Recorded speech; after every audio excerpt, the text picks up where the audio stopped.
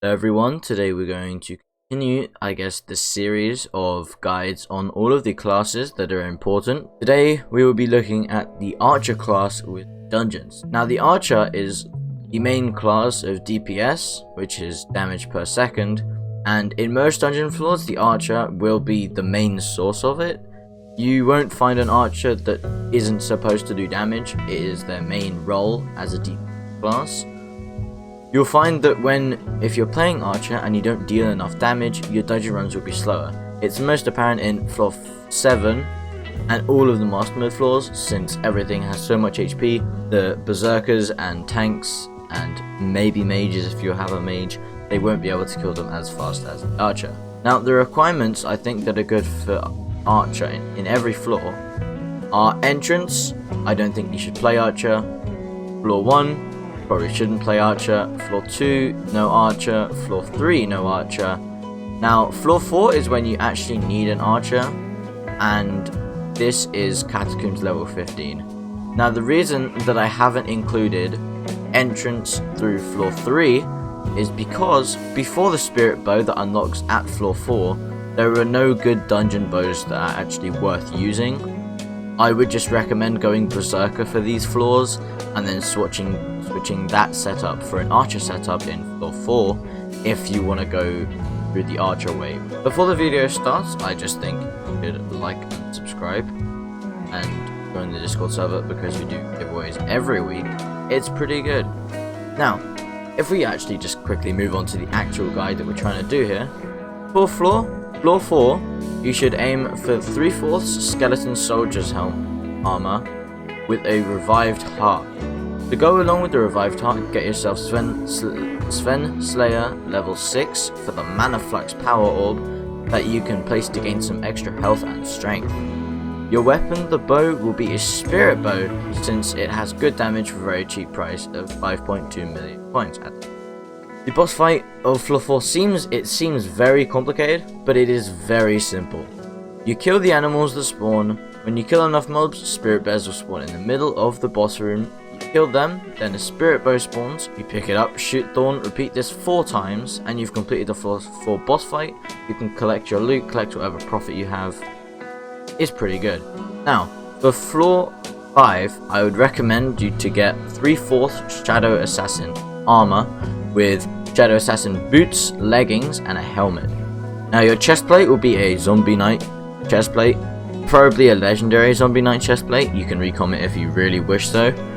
And this is for the good damage that it provides and the good health that it also gives. It's also very, very cheap, coming in at a total of 11.2 million for everything combined. That's including the Spirit Bow, the Shadow Assassin armor, and the Zombie Knight chestplate. It's very good for that amount of damage, and it's pretty cool, honestly. And if you are skittish, just like me, of course, and you're dying a lot, you might want to consider buying a Wand of Atonement unlocked at Zombie Slayer level 7 and a Florid Zombie Sword that goes on the auction house for about 2.7 million. Shouldn't be that bad to buy. It's pretty cool. For the floor 5 boss fight, you basically go to the center of that room and you look straight up. There is a color on the ceiling once your screen goes black. Then when it comes back, there'll be a color on the top of on the ceiling, and you look at that and kill the livid where the name tag corresponds to that color. Once you kill them, the boss fight is over and you can collect your loot and move on to floor 6.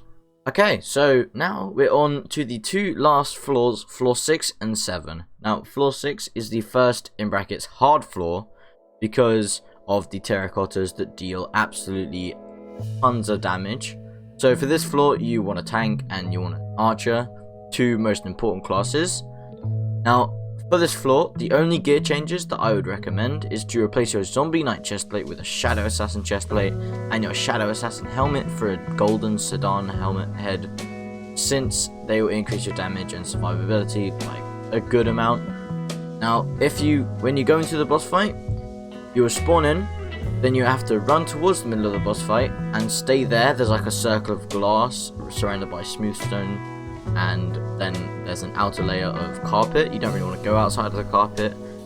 Then once the terracottas spawn, you go around the outside of the middle circle, and there are golems. You want to kill the golems, and then once they're all killed, you want to go to the middle and start killing the terracottas. After Sedan's interest has gone to 0, you will then be faced with the big boy, Sedan.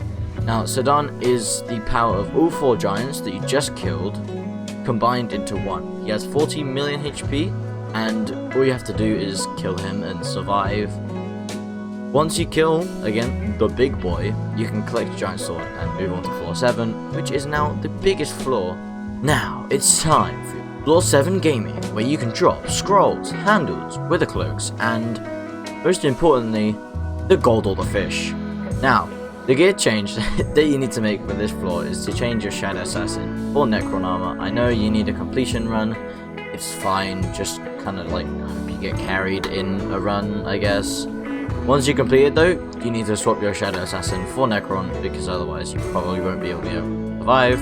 And change your Golden Sedan head to a Necron head, since your Sedan head is not useful in 7, because it's not floor 6. You catch my drift? Clear is normal, but once you enter the floor 7 boss fight, you are faced with 4 phases of clear is normal, but once you enter floor 7, clear is normal, but once you enter the floor 7 boss fight, you are faced with 4 different phases of wither bosses. You have to kill each one in different ways, starting off with Maxor. The first wither, you need to kill this wither by collecting crystals up on 2 pillars on the left and the right. Then you need to place them down into small, they're like, what are they? They're like pads where you click the crystal and it goes on there, then it powers the laser, and you lead Maxor into the laser with your aggro, which your tank should do for you. Watch my tank guide for that, you know what I'm saying? And then you do that twice, and then he kind of dies. The next is Storm.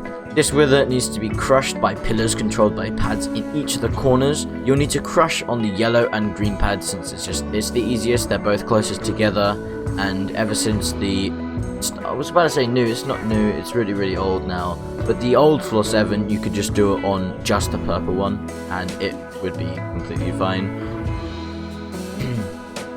You need to crush on both different pads, so to activate it you stand on the glass in the corner of the room. There's like a pad where you stand and the pillar goes down and it crushes him. Then you deal a whole bunch of damage.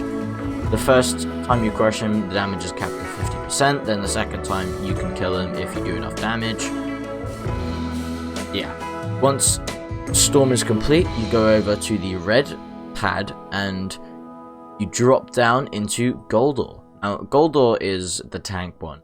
Now, this is probably where most runs fail, because people have lack of IQ, but you complete these terminals on the side of you complete these terminals on the walls while Goldor is chasing you. They're basically like tasks. There's also devices and levers. Now levers you just have to switch, and devices you have to completely complete the task. So the first one is Simon Says, you have to complete a sequence. The second one is lights, we have to switch a whole bunch of levers to turn on all the lights. The third is arrows, where you have to kind of click on the item frame and change the arrows so they're all straight, and it's like a path that they need to follow. And then the last one is another arrow one, where you have to shoot your bow, which the archer should do. You have to shoot your bow at these emerald blocks that kind of like pop up, so you have to shoot them. It's like whack-a-mole, you have to bang bang bang. And then you have to go into the core, the center, and you have to kill Goldor as fast as possible before he reaches the end, or you just die.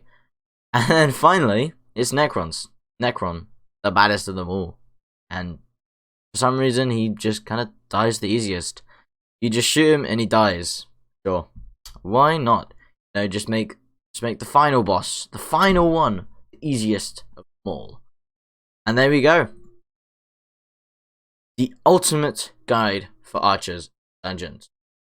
And now you can drop your Necron handle. Like me, I've dropped 2. It's pretty swag, honestly. Pretty good.